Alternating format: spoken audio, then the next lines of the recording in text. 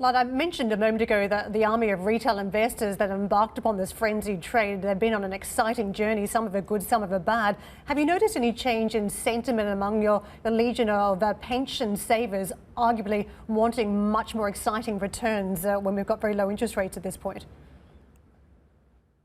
Now, what we're seeing in our asset management business is that we're seeing a lot of buoyancy there. In the second half of the year, we've seen our asset management business making 41% uptick in its operating result, and that was largely due to our business in China, where we have a joint venture, and that joint venture operated very well and also was able to benefit from performance fees that came in.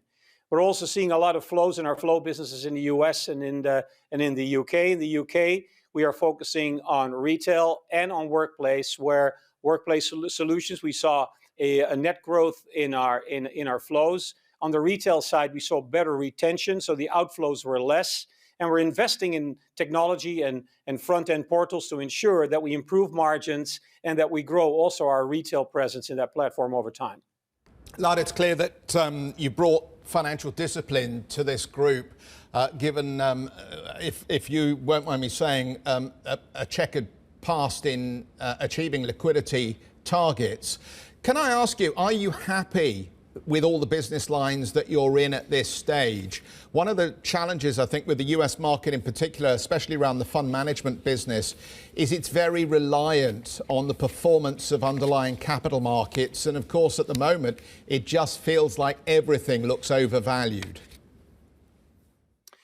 The choices that we've made, and I just outlined the core markets that we will focus on for the coming years. Within the core markets, we also made very clear choices on what product lines we aim to grow and what product lines we classify as we call financial assets. For instance, in the United States, we have decided to stop selling variable annuities with guaranteed living benefits. For instance, that's now classified as a financial assets, and our objective there is to maximize the cash flows coming out of those businesses. So we made very clear choices about the perimeter as a whole with the markets that we chose for the future, but also within the perimeter where we want to grow, where we're going to stop selling new business and going to basically maximize the cash flows, extract those cash flows, and basically reuse those extracted cash flows for internal funding of those growth platforms that we want to grow in the future.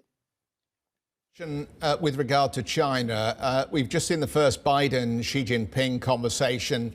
It looked tetchy. We're all wondering what the implications of that are going to be for further market access for European and American financial companies. Any concerns on that score? President Biden has just recently been inaugurated. The administration is settling in, and I think we need to await their policies. At the same time, I would say we have two joint ventures in China already for decades, one on the life insurance side and one on the asset management side.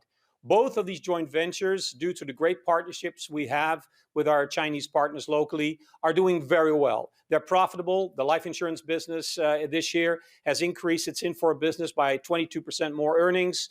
On the asset management side, as I said earlier, the Chinese joint venture has done very well in terms of growth and earnings. So we're making good inroads step by step, and we're there already for decades. So with those partners, so we're going to continue our progress in China.